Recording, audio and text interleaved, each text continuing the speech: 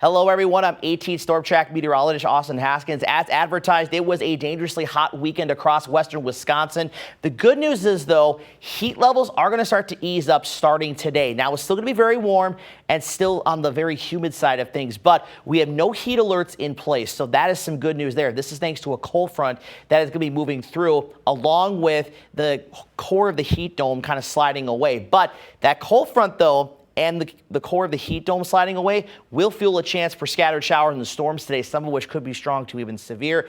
And then more rain and storm chances return towards the middle of the week. So over the weekend, we set a couple of record warm low temperatures. On Saturday, the previous record warm low was 72, and we officially dropped down to just 80 degrees. We also set two records yesterday on the warm low side of things. The previous daily record was 72, set back in 1923 and 1995, and our low officially was 82. Not only did that break the daily record, it also broke the all-time record for the warmest low temperature on any date in Eau Claire history. The last time that happened, the 81-degree record was June of 1991 on the 27th and June 20th of 1932. So now we have a new all-time record warm low in Eau Claire set on a Sunday. Now, this is because of the core of the heat dome now to our south and east. That's going to be causing problems across the northeast and southern parts of the U.S. Now, this will stick around to our south as the week goes on. So you're probably thinking, well, is it going to stay hot? Not necessarily. It's going to suppress a little bit to the south, but in return, the jet stream flow is going to be right over our area. So that's going to fuel daily chances for showers and thunderstorms across our area for a good chunk of the week. And the chance for today is along this cold front that'll be coming through, but this cold front's going to come through and then stall out as we get towards the middle of the week, and that could set the stage for multiple rounds of showers and storms and possibly some heavy rainfall as well, something that we're going to have to monitor closely. Now, had a few isolated storms this morning. They have been below severe levels, so that's a good thing, but some heavier downpours and maybe some gustier winds and some small hail possible, but more showers and storms are expected to develop by about early afternoon, around that noon, 1 o'clock time frame, maybe even as early as 10 or 11 a.m.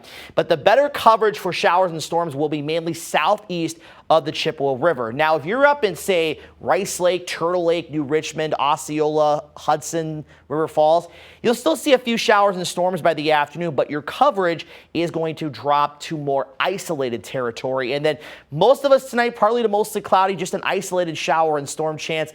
Better chances are going to be across the southern half of the area overnight into early Tuesday morning. But then by Tuesday afternoon, we'll start to see the sunshine return, and it's going to be less humid too. So the Start Prediction Center, level 2 out of 5 risk for severe weather in place from Medford to Fall Creek to Alma southeast. The level 1 risk goes up to Hudson, Glenwood City, up to about Cameron, and then just to the north and west of Ladysmith. Areas northwest of there, not expected to see any severe storms today. All hazards are on the table, including a brief spin-up isolated tornado, especially in that level 2 risk area. The hail risk is on the low side, maybe an isolated hail stone up to a quarter to ping pong ball size. I really think, though, the damaging wind threat is going to be highest. We could see a few gusts up to about 60 to 70 miles per hour. And then on Wednesday, I do want to mention we have a level 1 risk in place from near Black River Falls to about areas just south of Menominee up to about Hudson, and areas south and west for some hail and wind. And we may have a few strong to severe storms even into Thursday as well. Something we're going to watch, especially with that boundary too. And that's why those rain chances really start to ramp up Wednesday night, and into Thursday.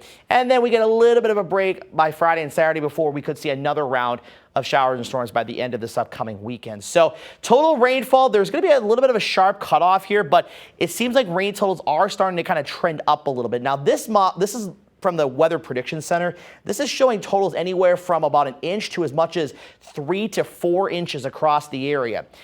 Overall, I think that's a little bit too high. My forecast, this is through Friday, I'm thinking on the low end is 1/4 to 1/2 inch. Most likely we see anywhere from 1/2 inch to 1.5 inches, but certainly on the high end, we could see totals 2-3 inches or more, because there's going to be a lot of moisture with this round of rain and storms by the middle of the week. And if you get storms to train over the same areas, that's going to lead to those higher rain totals. So something that we'll be monitoring closely. But The temperature dew point feels like forecast today. We'll top out of the mid 80s here in Eau Claire. Dew points about 65 to 70. So that'll push the heat index up to as high as about 94 to 95 degrees. But as the front comes through, the dew points are going to start to drop this evening, and we'll be down in the 60s overnight tonight, or around 60. But look at tomorrow. Temperatures in the upper 70s to near 80, dew points in the 50s.